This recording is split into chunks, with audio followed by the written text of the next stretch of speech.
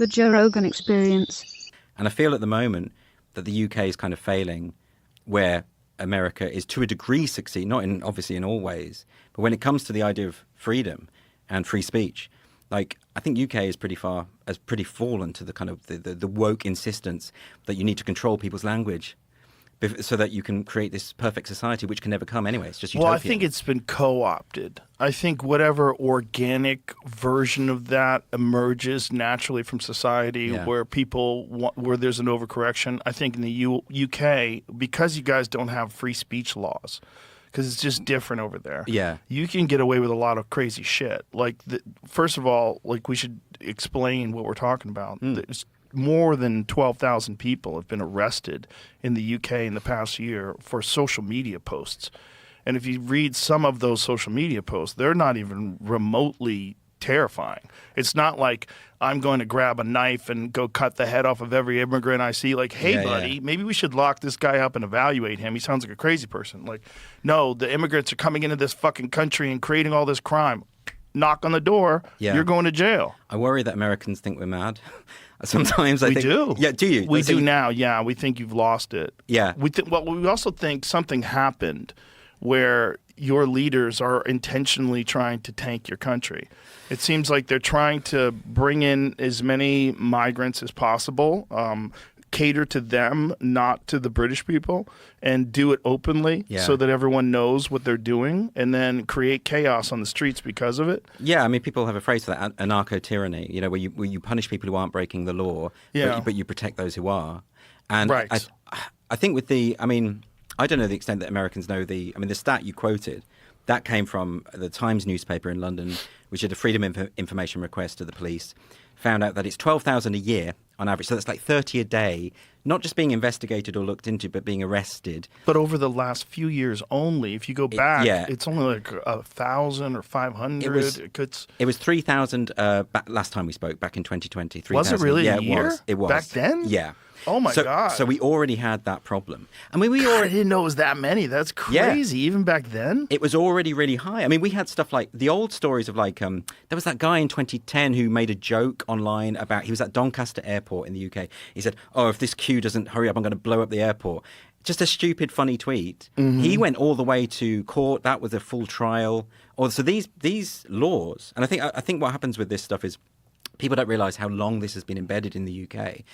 We have hate speech laws that are encoded in a number of different legislations. We have a thing called the Public Order Act. We have a thing called Malicious Communications Act. That's from 1988. We have the Communications Act from 2003. And all of these things criminalize, I tell you, I kid you not, the language in the statute books is if it's grossly offensive. That's the phrase. If you post something that is grossly offensive, you can go to court, you can be prosecuted. But, you know, I find... So subjective. Well, that's it. What does that even mean?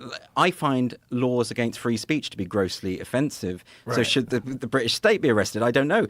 And there's one, I think it's in the Malicious Communications Act, where it talks about needless anxiety. Causing needless anxiety can get you arrested. And you think that's not a thing.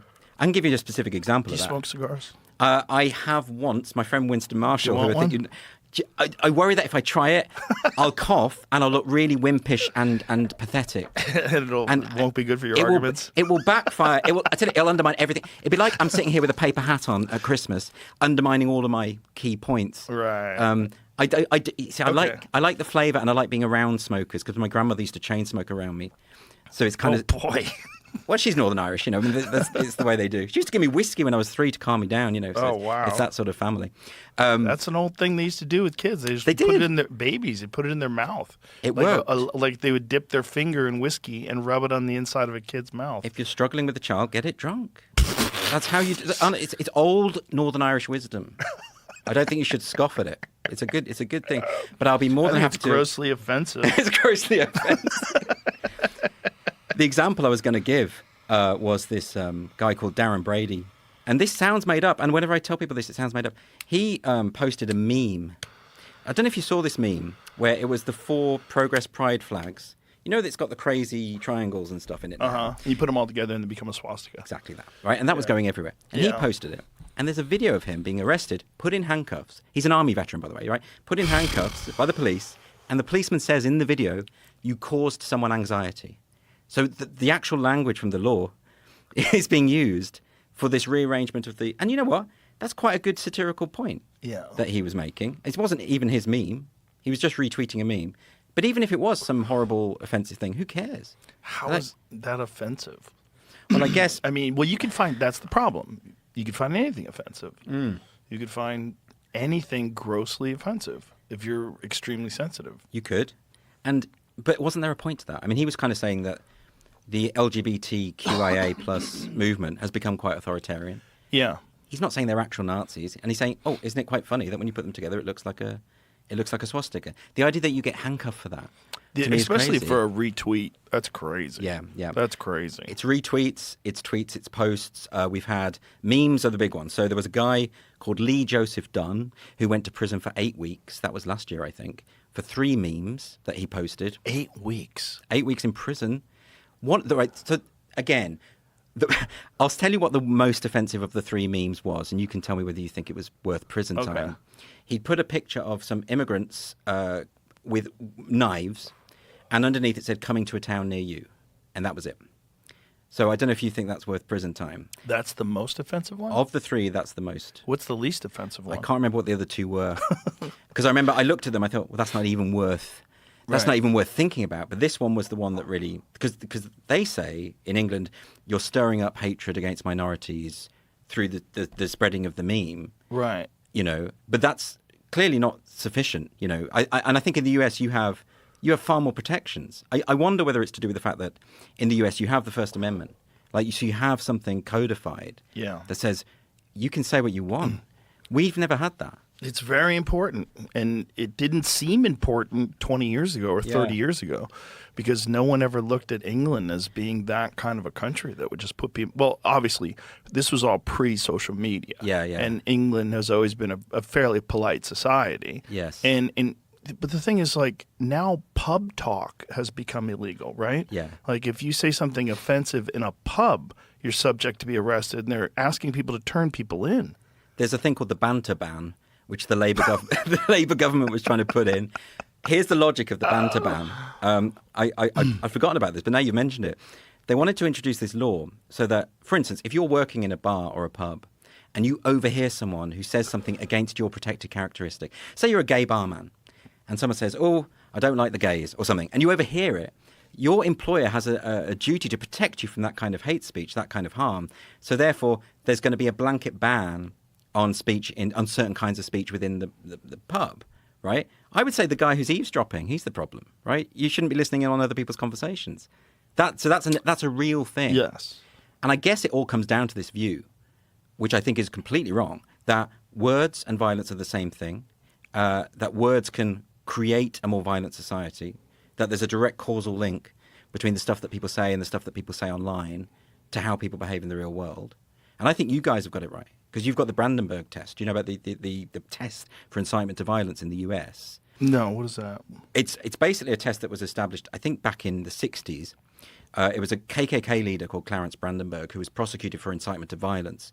And the test that was established since that precedent was that any words that can be convicted for incitement to violence, they have to be intended to cause violence, likely to cause violence, and the violence must be imminent.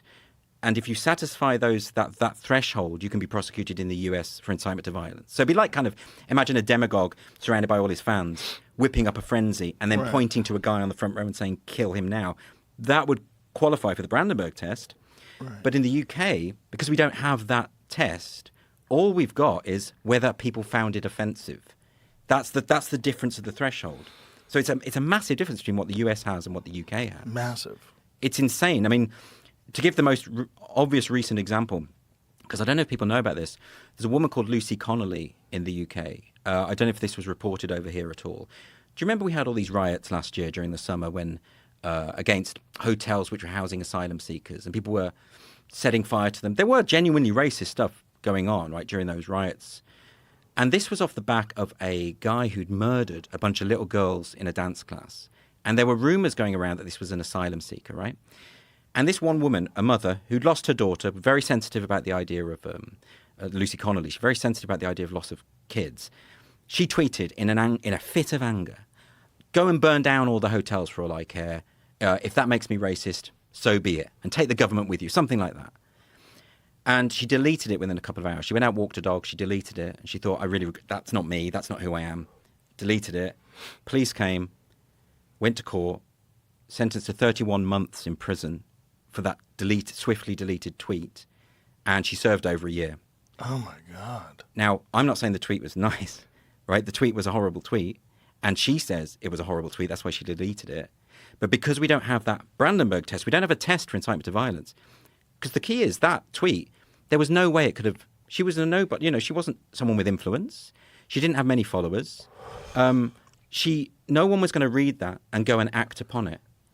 And if they did, that would be on them, right? Because this is a myth. This myth that people act on cue to what they read online isn't real. It influences people for sure. But at what point are you required to have sovereignty over your own mind and your own actions? Yeah. Well, I think what it does is it raises the temperature, particularly when political leaders do it. Right, but my point is, like, it's not going to incite you to violence. It's not going to incite me to violence.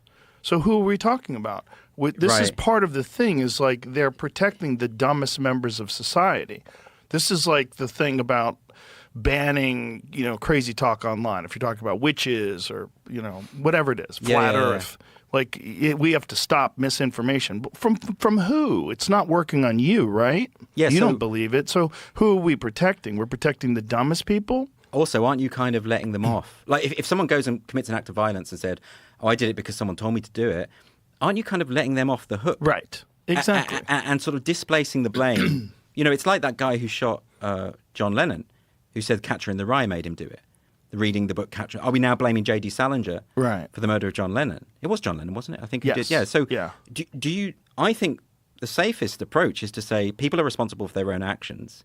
I think the best that you could say is when political leaders and people with clout say things like that, it's say, it's fine to go out and commit violence.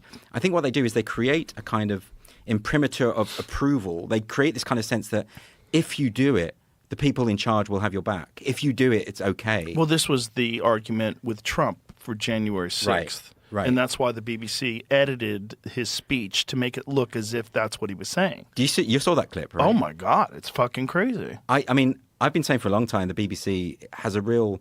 Like, what I will say in the BBC's defense is they've always been pretty good at being party politically neutral. Like, they will interrogate someone in the right and someone in the left in a pretty neutral way.